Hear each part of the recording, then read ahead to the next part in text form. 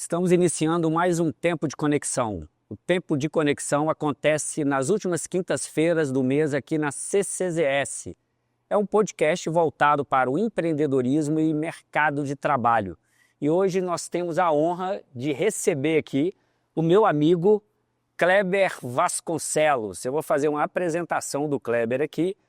O Kleber, ele é engenheiro e economista pela UFMG, especialista em marketing na USP, especialização avançada em tecnologia da informação, IBM, Master em gestão de projetos pela Universidade George Washington, que isso, conselheiro empresarial pela IBGC, mestre e doutorado em estratégia empresarial, professor de MBA, pós-graduado da PUC Minas e Fundação Dom Cabral. Não, Getúlio Vargas.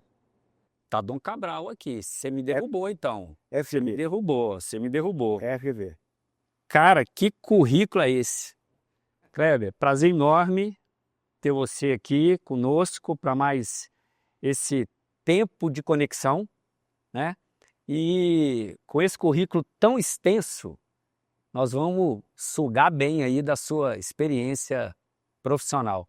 Eu sei que você tem uma carreira brilhante como incentivador, professor, empresário, gestor.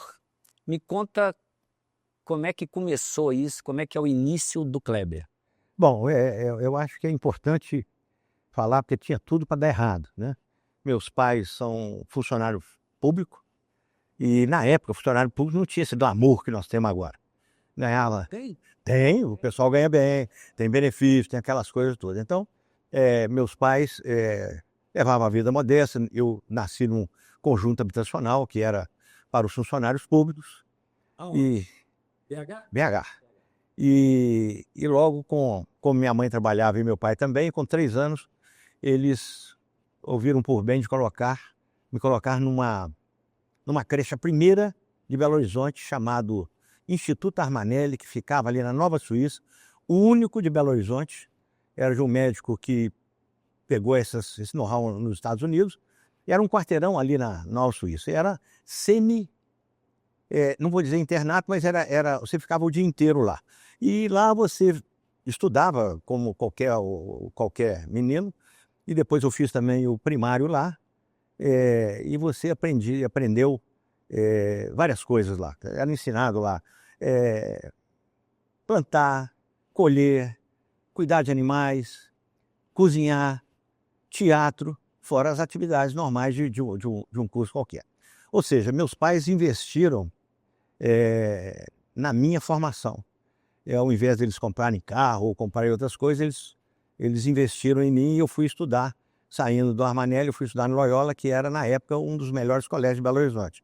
Caro, eu sei que o sacrifício que eles fizeram lá, e eu estudei lá até o científico, né? Eu fiz o 2º grau e o científico lá, e fui fazer vestibular. Na época...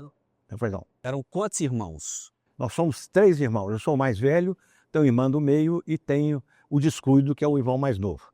A minha irmã é engenheira também e o meu irmão mais novo é médico, né? Bom, aí os dois deram certo e...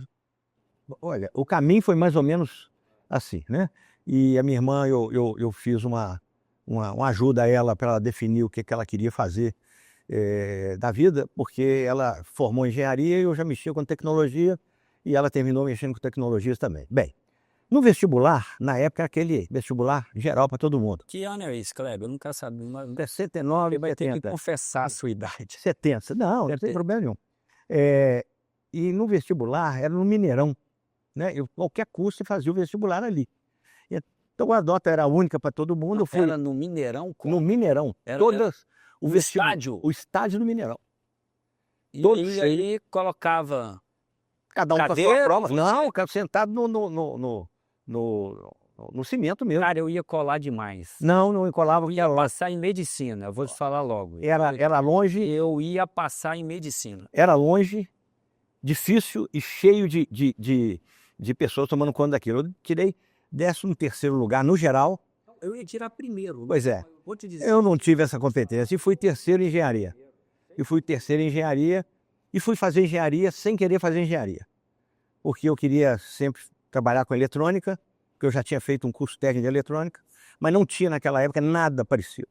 Então fui fazer engenharia civil, porque todo mundo falava assim, ó, você faz engenharia civil, você pode mexer com elétrica, você pode mexer com projeto, você pode fazer qualquer coisa. Então vou fazer esse negócio aqui, porque o Engenheiro, né? Todas as... primeiro engenheiro da família, então Todas as mães Mãe. queriam que a filha casasse com a engenheiro foi. ou com um médico, né? Então era uma coisa de status social. Só que o seguinte, em 70, logo no primeiro ano, eu fiz um curso na IBM, aqui tinha 3 computadores em Belo Horizonte, e então eu comecei a trabalhar com computadores. E foi uma história interessante, porque eu... Mas aí você foi para ser um estagiário ou você já estava formado? Não, Foi isso. foi o primeiro ano da escola de engenharia. E o estágio era assim, você quiser fazer um curso aqui, você faz um curso são de 45 dias. Se você for um dos melhores do curso, nós te aproveitamos aqui. E aproveitando 3 meses de graça. Mas a perspectiva de aprender era muito, eu falei, topa esse negócio.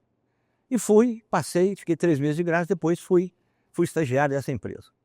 E com relação ao estágio, é importante dizer o seguinte, e eu vi pela vida inteira, a pessoa tem que definir o estágio pelo valor agregado do conhecimento que ele vai ter, e não pelo salário que ele vai receber.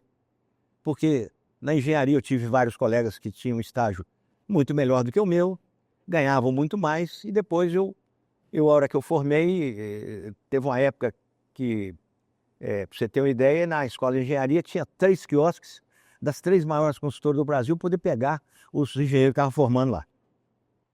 Engraçado isso. Eu fui numa reunião, numa agência de marketing com a minha filha na segunda-feira, e ela faz publicidade. E chegou lá aquela agência linda, né, cheia de coisa, agência de marketing. E ela ficou impressionada, né? Aí eu falei com ela assim, filha, você vai fazer um estágio aqui e vai fazer de graça. E ela ficou injuriada. Pô, papai, você falou que eu vou fazer estágio de graça. Eu falei, você tinha que pagar para estar aqui, porque Você vai aprender. é uma experiência maravilhosa, né? O estágio é um momento de aprendizado riquíssimo, né? E você, então, estava ali como um estagiário e Estagiário, e depois peguei aquilo ali, agarrou nisso. agarrei nisso, virei até gerente dessa empresa, mas o valor do estágio é o que eu vou te contar. Então, formamos em engenharia, a Andrade Gutierrez estava contratando engenheiros, e eu fui um dos contratados. Só pela experiência que eu tinha, eu ganhava, a minha oferta foi o dobro do que os meus colegas, pela experiência que eu tinha. No estágio. Do estágio. Fantástico. Entendeu? Então, mostra claramente o seguinte, você tem que optar pelo estágio que você vai aprender. Porque tem gente que prefere o estágio tipo, vou fazer um estágio lá na Caixa Econômica, ganha melhor do que um estágio qualquer, ensina os velhinhos lá a mexer no caixa eletrônico. Sai de lá, não tem nenhuma experiência. Então o mercado hoje, ele quer a pessoa com a experiência. Desde aquela época, mas hoje, mais do que nunca, ele prefere a experiência. Ô, Kleber, naquela época, a impressão que eu tenho é que não tinha muito esse desejo de entrar em um cargo público, né? Quem formava queria uma grande empresa porque o Brasil estava num plano de expansão. Engenharia, medicina e várias outras coisas, né? Direito e tal. Hoje eu vejo o jovem muito focado em concurso público. É uma coisa bacana, mas você não acha que para isso também tem que ter uma vocação? Vou te contar um caso, eu concordo plenamente com você. Um dos melhores alunos que eu tive, e esse aluno era da Fundação Getúlio Vargas. E a gente saía, muitas vezes, a aula terminava 10 horas, o professor, vamos tomar uma cerveja aqui, e na frente tinha um amarelinho lá, um barzinho muito bacana e tal. Aí na conversa, o melhor aluno falou assim, professor, eu vou fazer concurso e vou passar, e vou para a Receita Federal. Eu falei assim, meu filho, você não tem nenhuma aptidão, nenhum perfil para isso. Você vai ser infeliz. Se, pois é, professor, eu já fiz até minhas contas. Eu vou pagar um aluguel, que eu vou para Brasília e tal, e eu tenho lá uma verba de, na época, devia ser a preço de hoje, uns R$ 1.500 para psicóloga. Assim, por que psicólogo? Para eu me sentir feliz, porque eu realmente não gosto de emprego público não, mas, né, vai pagar bem e tal. O que é isso? Você tem condição de ir para o mercado privado, porque você tem competência para isso. Que medo é esse? Então você vê hoje muito jovem que prefere não ser tão feliz e ir para o emprego público, porque ele vai aposentar depois com isso. Em contrapartida, É. você também tem esse glamour em cima do empreendedorismo, né? Sim, tem um Então, empreendedorismo. você tem aí os coaches tal, e os jovens, Tem as startups.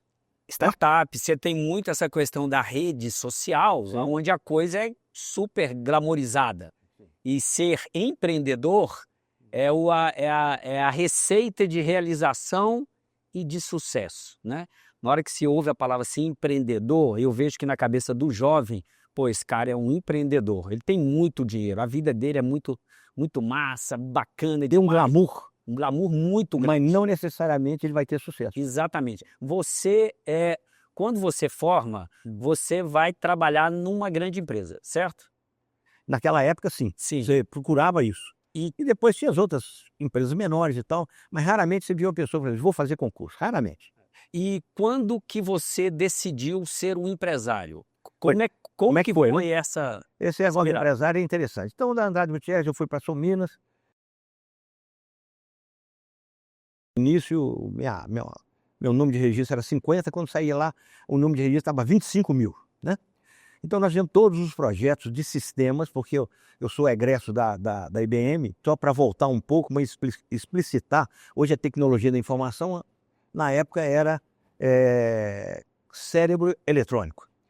E nessa época, era gigante e tal. E eu comecei a namorar a minha atual esposa hoje, e saiu no Estado de Minas uma página inteira. Então, apareceu uma página inteira do Estado de Minas dizendo o seguinte: quem trabalha com cérebro eletrônico morre em 10 anos.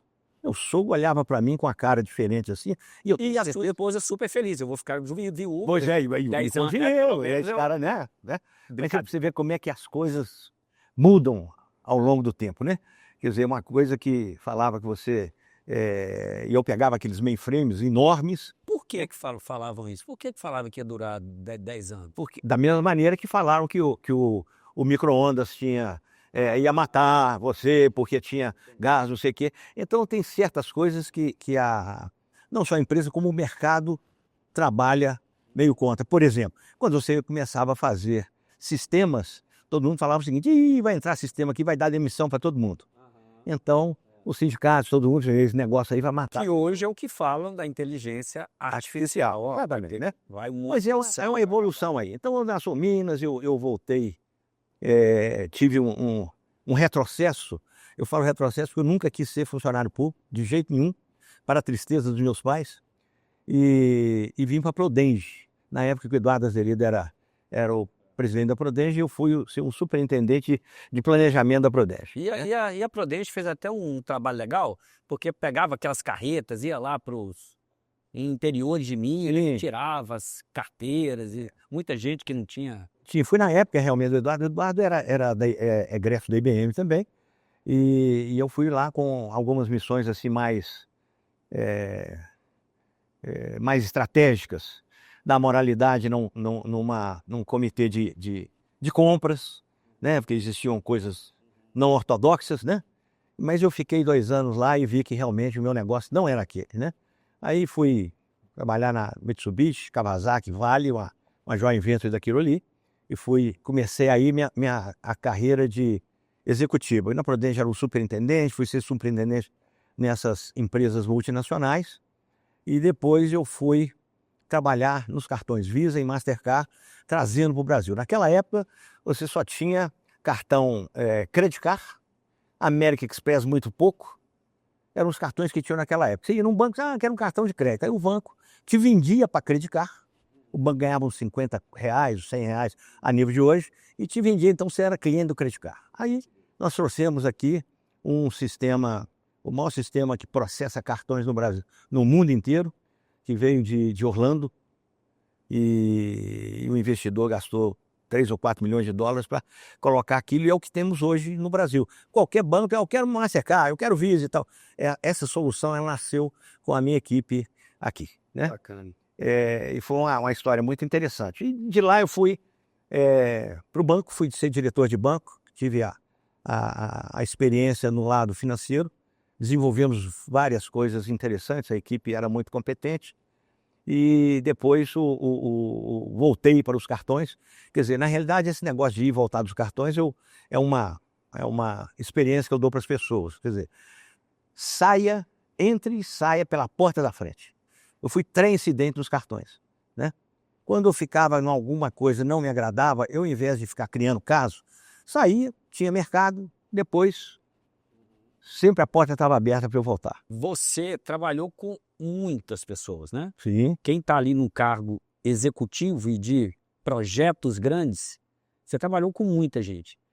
Qual que é a principal habilidade que um gestor, que um diretor, que um empreendedor tem que ter para trabalhar com pessoas? A primeira coisa que ele tem que ter, quer dizer, existem vários não é perfil, qualidades do gestor. A primeira é tratar de gente. São todos diferentes. E você se dá melhor quando você pega o melhor daquela pessoa. Isso é aprendido ou isso é uma habilidade natural? Eu te diria o seguinte, tem algumas habilidades que são inatas da pessoa e tem outras que você aprende. Então você pega, por exemplo, vamos pegar na área de arte, você tem cantores que são inatos e tem outros que aprendem a cantar, cantam até razoavelmente bem, mas você sabe quem são as pessoas inatas, tá certo? Eu tô nessa fase aí, dos inatos. Pois é. Queria muito cantar, mas... Pois é. Mas a gente pode aprender ainda, né? Não sei, no meu caso é um negócio muito difícil. Eu desafino no parabéns. Então Pois é. até o parabéns... É uma experiência, por exemplo, que eu tive quando eu estava lá Pois é, mas isso aí, você aprendeu ou você acha que já era uma habilidade sua, que ela foi aperfeiçoando com... Não, eu não tinha essa o habilidade, tempo? não tinha essa habilidade toda desenvolvida, até porque quando eu fui na Sominas eu cheguei a ter 250 funcionários, tinha 25 anos de idade e os meus funcionários tinham de 30 a 45 anos. Como é que é isso, cara? Na cabeça de um É menino de 25 anos comandando de 30, 40? Foi um grande desafio. E não vou dizer que foi uma coisa simples, que foi uma coisa fácil, mas foi uma coisa que o tempo e Deus ajudou a levar aquilo para frente e a gente entregava resultado. Porque o gestor, a primeira coisa que ele é avaliado, entrega resultado ou não entrega resultado, né? E desenvolver com as pessoas o relacionamento para você tirar o melhor das pessoas, né? Então, quando você tem boa intenção e você tem um diálogo aberto, já facilita muito. E depois você faz uns treinamentos para desenvolvimento de equipe, né? E para te falar mais de uma habilidade, hoje eu te diria o seguinte: hoje a pessoa tem que ter caráter, né? Não existe espaço hoje para você ter na equipe ou na gestão pessoas com caráter duvidoso. Então o caráter é uma coisa fundamental. Hoje, quando que você fez essa transição de ser um CLT para virar um empresário? Como é que Essa transição foi uma coisa interessante. essa chave caiu? Pois é, na época, hoje é diferente. Que hoje a pessoa vai, eu quero ser empregado, ou vou fazer uma startup. Na época, eu tinha a possibilidade que eu já comecei a dar aula, eu tenho 25 anos que eu dou aula. Então eu trabalhava, era executivo e dava aula, né? Sempre em pós-graduação e sempre em MBA. E vi possibilidades de, em paralelo com o meu trabalho executivo, ter um sócio que pudesse tocar algum negócio. Então eu tive 2 ou 3 empresas com sócios diferentes e fui empresário nisso aí. Mas a tentação que se tinha naquela época é o seguinte: vou ser empresário, eu trabalho aqui igual um burro de carga, eu vou ser empresário, vou ser chefe de mim mesmo. Pura ilusão, né? Pura ilusão. Ilusão puríssimo. Sábado, trabalha domingo, segunda... E para ganhar menos. Feriado... Exatamente. Mas eu continuei sempre como executivo, tinha a pessoa jurídica, né? Então você tinha 2 negócios... 3 até, né? Eu tinha um negócio onde eu era executivo, eu dava minhas aulas e tinha uma empresa... Uma empresa que tinha sócio. Tinha sócio. Tá, como é que ter sócio? Como é que é ter sócio? Eu tenho vários. Pois é, então eu vou... Como é que é essa relação de sociedade, né? Você teve vários, você é uma pessoa que tem uma experiência enorme, professor, trabalhou em grandes empresas. É tão difícil quanto comandar ou você consegue levar isso, conseguiu levar essas relações? Sócio é a melhor coisa que eu defino com licença aí do público, mas eu tenho que falar. Sócio é um casamento sem sexo. Com sexo tem problema. Sem sexo, então, tem muito problema, né? E as mulheres também, querendo ou não, elas participam logo no início do nascimento da empresa, e isso pode ser uma grande vantagem ou pode não ser um dificultador. Enfim, a sociedade é outro desafio. Além do business, do negócio, a sociedade é outro desafio. O que eu tenho visto é pessoas que são complementares e que são resilientes, entendem que o sócio é ser humano e que vai errar também e tal, essa empresa vai para frente. Quando não dá assim, a coisa chega num momento que se... Hoje nós temos nas empresas, né, conselho, tem a questão do, como é que chama? Eu até tenho isso. Fugiu aqui o nome agora. Existem mecanismos, né, para que a regra seja muito clara. Você pode fazer um contrato onde você tem... Um acordo de acionistas. Um acordo de acionistas. Mas acordo de acionistas não supera a relação pessoal. Claro, é lógico. Certo? Não supera a relação pessoal. Então, você tem algumas coisas já pré-determinadas, mas a relação pessoal é muito importante. E mais ainda, os 2, ou 3, ou 4 tratam de pessoas que estão na sua empresa. Tem gostos pessoais, tem preferências por pessoas, tudo isso interfere. Eu cheguei a ter uma empresa em Minas Gerais chamada DataSul, que foi um dos maiores softwares do Brasil. Eu era o sócio majoritário e tinha 17 sócios. Aquilo ali era uma loucura, né? Eu cheguei à conclusão seguinte: vou vender isso aqui, senão eu vou ficar doido, né? Você tinha problemas de toda a ordem. Você tinha sócio que dava a empresa como garantia para o empréstimo, você tinha sócio que num cliente fazia apropriação de horas errada e o cliente sabia, te chamava, falava que o cara estava assim, estava assado, ou seja, os problemas eram tantos que eu preferia não ter. Tem uma hora que tem que abrir mão pela saúde física, pela saúde física. mental e... Tem gente que não faz. Quando eu trabalhava muito em São Paulo, na época dos bancos e dos cartões, eu morava aqui e trabalhava em São Paulo. Então vivia para cima e para baixo. Por sorte, o aeroporto da Pampulha funcionava, e em ele funcionando, muitas vezes eu vinha terça-feira em casa para cumprir as funções e para dar, eventualmente, alguma aula que eu tinha compromissado, e a quinta. Às vezes, por semana, teve semana de eu ir e voltar de São Paulo 3 vezes, né? Mas a pressão, esse meio financeiro é um meio maluco, né? Então chegou num momento que eu falei assim: isso aqui não dá para mim. Minha pressão subiu, foi quando eu comecei a ter pressão alta. Não, eu prefiro ficar vivo do que ter um morto glamuroso, né? Tá certo? Então a minha experiência é essa. Eu acho que você tem que optar primeiro pela família e sua saúde. E depois o resto vem para acréscimo. Você dá aula ainda, né? Sim. Como que você vê hoje o perfil do aluno? Mas isso aí foi uma boa pergunta. Eu só faço boa pergunta. Eu estou sentindo Todas as isso. perguntas aqui são perguntas. Mas você está cutucando, mas eu tenho a resposta para isso aí. O que deveria ser uma turma de alunos que quer sugar o máximo do professor, porque você está fazendo a pessoa está pagando por um pós-graduação, por um MBA, que é caro. Você não vê isso. Você vê poucas pessoas que estão ali querendo te sugar, olham por você com gana e querendo buscar. Os outros querem o título.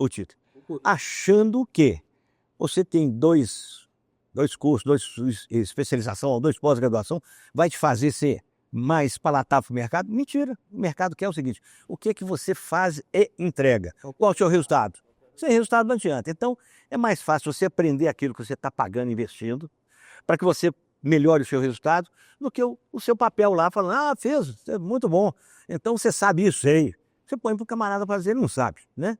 Então, realmente, hoje a turma vem, ao longo do tempo eu vejo 2 coisas: o pessoal perdendo o interesse e as mulheres aumentando. Minhas turmas têm mais mulher do que homem. Que bacana. E olha só, elas definirão e elas comandarão as grandes empresas por um motivo muito simples. Uma decisão sua de executivo, né? o executivo aí mais 30 anos, 25 talvez, é técnica e intuição. Não adianta você falar que é só técnica, é uma tomada de decisão. E as mulheres têm a parte de intuição muito desenvolvida. Nós temos algumas mulheres aqui, viu, mulheres? Temos mulheres aqui. Então, Aí você que vê vocês usem cada vez mais a intuição, certo? Aí você vê o seguinte, se ela estuda e tem a mesma parte técnica do que o homem, e se ela tem a intuição mais aflorada, ela tem toda a condição de ocupar espaços melhores. E você acha, porque assim, hoje uma grande habilidade é reter talentos, né? Sim. Todo mundo quer reter os Neymares da vida, os Messis da vida que estão ali no mundo corporativo. A mulher tem mais sensibilidade, tem mais habilidades? Não, a mulher, ela é mais, como é que eu te diria? Ela é menos gananciosa do que o homem. O homem, por pouca coisa, ele sai da empresa porque ele vai ganhar um pouco mais da outra. As mulheres são mais fiéis numa empresa onde ela gosta de trabalhar, onde ela se sente valorizada. Pirâmide de Maslow, o topo ali delas talvez seja... É um fator importante, né? Então ela fica mais, se ela está bem adaptada... Qualidade de vida, e família, e ela consegue mais então gerir isso. Responder a sua pergunta, as mulheres, você fidelizar ou você reter as mulheres é mais fácil do que você reter os homens. Bacana. Elas são mais fiéis, elas sabem o que querem, elas sabem quando elas são valorizadas. Então, infeliz do chefe que não valoriza as mulheres da equipe dele. Algum aluno seu, você já contratou? Vários. Vários? Vários. E os que você contratou foram aqueles que você viu no olho ali um desejo? Não, não necessariamente. Uhum. Eu contratei os que já entregavam onde trabalhavam. Entendi. Mais do que ter um QI alto, mais do que isso, mas era a pessoa que tinha garra ali. Exatamente. E como que você identificava isso? Isso aí, meia hora de conversa, você sabe o que é que eu... Me ensina, cara, eu tô querendo aprender. O cara fala do resultado com brilho nos olhos. Bacana. Tá certo? Com brilho nos olhos. Quando ele fala isso, com brilho nos olhos, e fala assim, porque nós fizemos, ele usa o nós, ao invés de eu fiz, então esse é um camarada bom de equipe. É o pertencimento, o senso de pertencimento. Hoje eu dirijo uma OCIP, que é uma empresa de terceiro setor, na área de metrologia. Hoje eu tenho 11 mulheres e um homem que trabalham comigo. Na área de? Metrologia.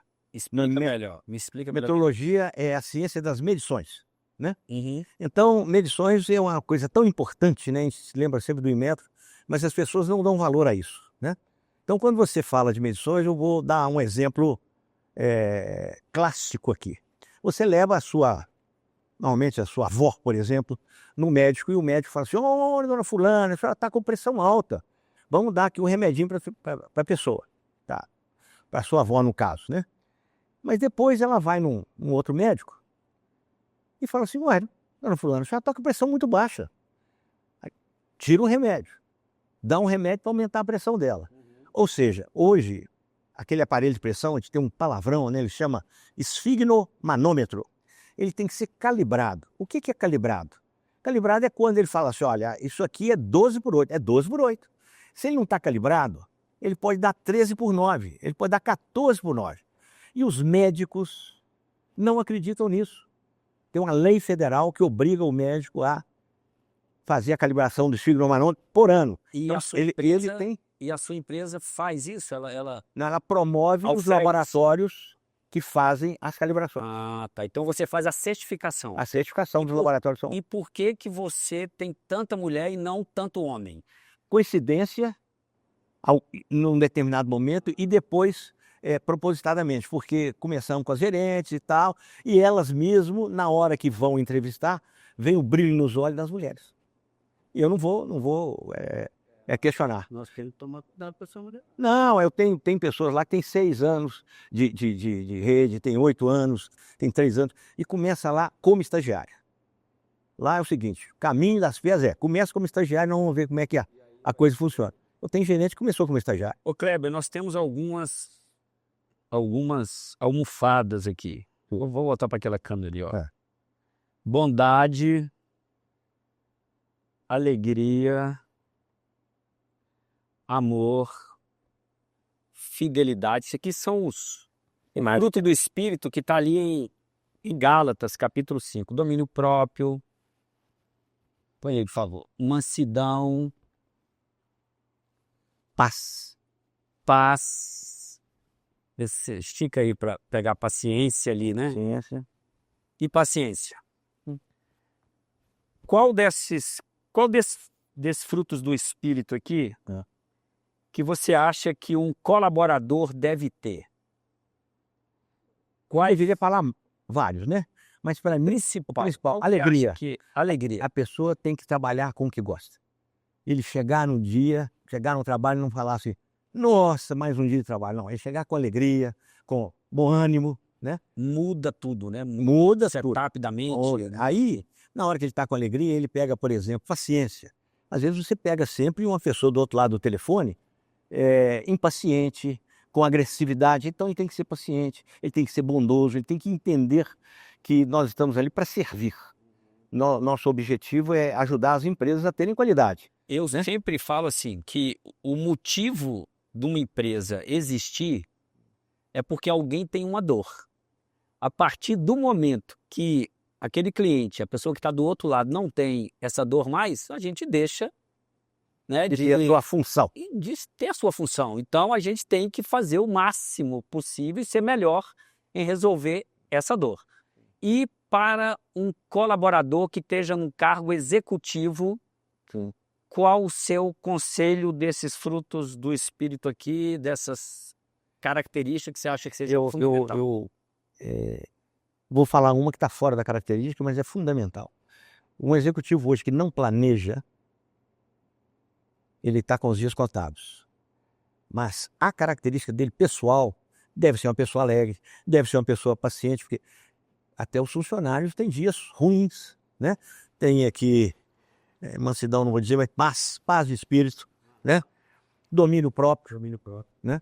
Então acho que isso aí são características inerentes do executivo. Mas o planejamento é fundamental. Pois é, você falou aí de planejamento, né? Eu vejo assim, empresas que fazem grandes planejamentos, tá? Pelo simples fato de que é necessário ter o planejamento. Mas eu vejo muito pouco o cumprimento do planejamento e essa revisão de meta.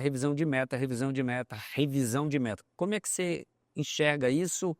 Eu vou buscar na literatura um autor muito em moda chamado Ram Charan. E ele fez um livro, editou um livro, que foi um livro é um sucesso, chamado Execução.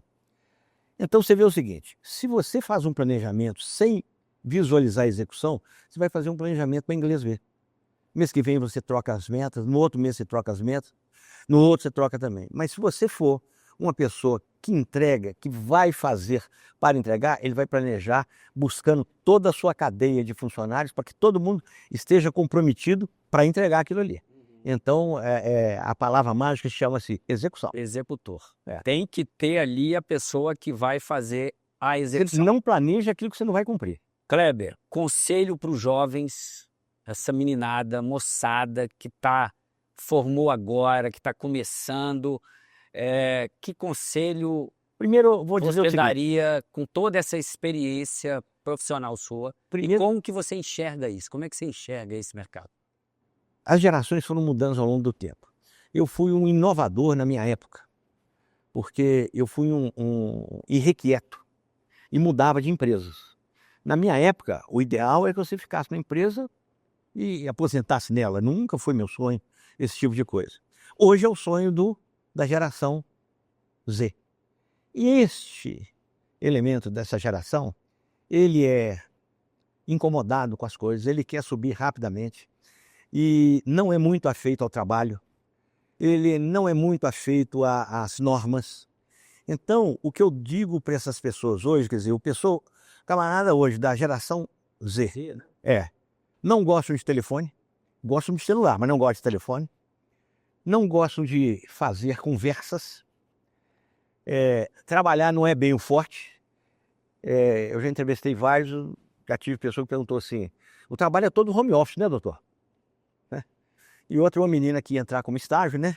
Foi todo, tá bom essa bolsa, tá bom isso, tá bom aquilo e tal. Mas tem que trabalhar? Tem que vir aqui trabalhar? Perguntou isso assim com aquela cara, né? Não é só para estudar, né? Como assim, né? Então, uma pessoa dessa geração que tiver percebendo que isso aí não é o que o mercado quer, ele vai se destacar cedo. Ele vai se destacar cedinho, porque a geração Z tem esse estigma, né? Então, se ele falar assim, olha, eu quero fazer um estágio para aprender, e eu quero trabalhar, se aqui não estiver bom, eu mudo, mas saio pela porta da frente, né? Então, este camarada vai se destacar, né? E o cara que está ali começando uma empresa dele e a coisa indo e conta, qual que é o grande conceito Olha, do Kleber para o microempreendedor? eu fui, hoje eu não tenho ainda, não tenho mais, mas já tive fui muito conselheiro de startups, dos meninos, né? Primeiro, os meninos têm Criatividade mil, a mil. né? E acham que toda ideia que é boa, ela vai estourar. É. E eu digo para eles, vou falar aqui para quem estiver me ouvindo, tiver uma startup, leia um livro chamado De Zero a Um. Disseram. Livro pequeno, fácil de ler. Já li. Já li. Pois é. Então é fantástico. O Fantástico. camarada, não, porque isso aqui vai vender, vai escalar, vai ficar aí. 0 a 1, vai escalar? Então vamos escalar para ver. Aí sai de 0,1% do mercado para 0,1.1.11 e tal, mas nunca chegou a 1. Quando chegar a 1, você começa a escalar. Antes de 1, você não escala. Então você não vai ter aquele glamour todo. E aí é difícil você buscar dinheiro no mercado. Os investidores anjos e tal, eles, o dinheiro não aceita desafio. Ele quer perceber, ele aqui vai para frente. E eu vou botar meu dinheiro nisso. Mas uma boa ideia, não necessariamente ela vai escalar. Tem uma hora que precisa deixar a paixão de lado, né? Que Sim. o negócio está ali, você está vendo que não vai, e tem, com certeza, que aceitar que perdeu. Sim, isso faz parte do jogo. Faz parte do jogo. E faz parte também do aprendizado, né? Sim, A gente buscar daquele todo o aprendizado. A que gente aquilo ali aprende muito com erro. O ser humano, infelizmente, mas eu acho que a gente aprende até mais com erro do que com... Toda pessoa que trabalhou comigo, ela sabe, eu tenho algumas máximas. A primeira é que o bom é inimigo do ótimo. Se você quer fazer só o ótimo, você não faz nenhum bom. Ele não entrega nada. Então, bom é inimigo do ótimo. O bom já está bom, né? Não fica querendo fazer o ótimo que não dá. E outra é isso aí. Aqui você pode errar. Uma vez, o mesmo erro. A segunda vez não dá para tolerar. Então, aqui você tem criatividade, você pode fazer e tal. Se errar, está dentro do processo. Mas não vai errar de novo nisso aqui não, tá certo? Então, o erro é assim. E eu acho que os pequenos gestores das startups não são assim. Eles crucificam mesmo os colegas dele que estão na startup. Quer dizer, eles são mais rigorosos do que os próprios gerentes em outro momento. E por não ter a experiência para tratar as pessoas, então muitas vezes desqualificam o cara. Pô, você é burro, porque você não sabe fazer isso. Né? Mas eu acho que é uma grande escola. Eu quero falar para os empresários. O que eu aprendi e vou passar para os empresários, né? Que eu ainda sou empresário, tenho uma empresa de consultoria fora. Eu acho o seguinte, o empresário ele tem que ter duas coisas. Primeiro, custo. Cortar o custo igual você corta a unha. Todo mês. Se possível. Corta, né? E você vai ver que você tem muito corte que você não afeta a sua produtividade nem a qualidade do seu produto, né? Então você cortar. Outra coisa, a sua estratégia ela tem que ser revista sempre, porque os modelos de negócio estão mudando. Você vê isso até nos marketplaces, né? Antigamente era um copo d'água, outro copo d'água. A tendência hoje é o seguinte, o camarada quer te empurrar 3 copos. Ele quer te empurrar mais do que um, porque ele vai vender um pouco mais e você vai comprar um pouco mais. Ou seja, os modelos de negócio eles estão mutáveis. Então você precisa estar atento àquilo. E você precisa mudar rápido. Cara. Rapidamente. Muda rápido, porque senão... O seu concorrente está vindo. O seu concorrente está vindo aí. Exatamente. Então, para os empresários, eu digo isso. E em terceiro lugar, é o seguinte: não existe uma empresa vencedora sem bons colaboradores. Então, retenha-os. Contrate bem, retenha os caras. E treina e mais. E a última coisa que eu dou é o seguinte: remuneração variável em cima. Bonifica a pessoa, porque ele sabe fazer conta, sabe que você teve lucro, reparta parte do lucro com as pessoas que te fizeram ganhar. Plano de participação. Plano de participação. Eu vejo assim, o empresário brasileiro, a gente ainda tem uma cultura de que ganhar ainda é um pouco feio, né? Obter lucro é um pouco feio. Eu acho que é uma questão cultural nossa. E a gente não fala muito, a gente não abre muitos números como o americano abre, né? O americano tem prazer em dizer, olha, esse ano eu fiz, inclusive eles falam que fez. Eu fiz $1 milhão, eu fiz $100 mil, eu fiz $200 mil. Eles fazem questão de dizer isso é algo mais público do que nosso. Então, muitas vezes, o colaborador que está ali participando, ele não sabe quais são os números, né? E a partir do momento que há uma transparência no plano de participação, você está engajando o time. Então, isso que você falou é fundamental. A pessoa tem que saber o seguinte: olha, isso aqui vai dar uma lucratividade e tal, e você é importante nisso. Exatamente. E aí ele sabe que no final ele vai ter uma beirada naquilo lá. Aí você está retendo a pessoa, você está incentivando, você está tendo microempreendedores com você. Eu faço isso, sabe? E o que eu vejo que tinha algumas preocupações que outros têm, que eu não tenho. Por exemplo, apagar a luz. O próprio colaborador sabe que se a luz ficar acesa, se ele gasta mais folha, se ele gasta mais café, se aumenta esses custos demais, no final reflete no resultado dele. Então, assim, acaba sendo um ganho geral para todos, né? Exatamente. Todos controlam todos. Exatamente. Isso é sensacional. Eu acho que o grande desafio nosso como colaborador, como gestor, como ser humano, é tentar unir todas essas coisas aqui, gerir tudo isso no nosso dia a dia.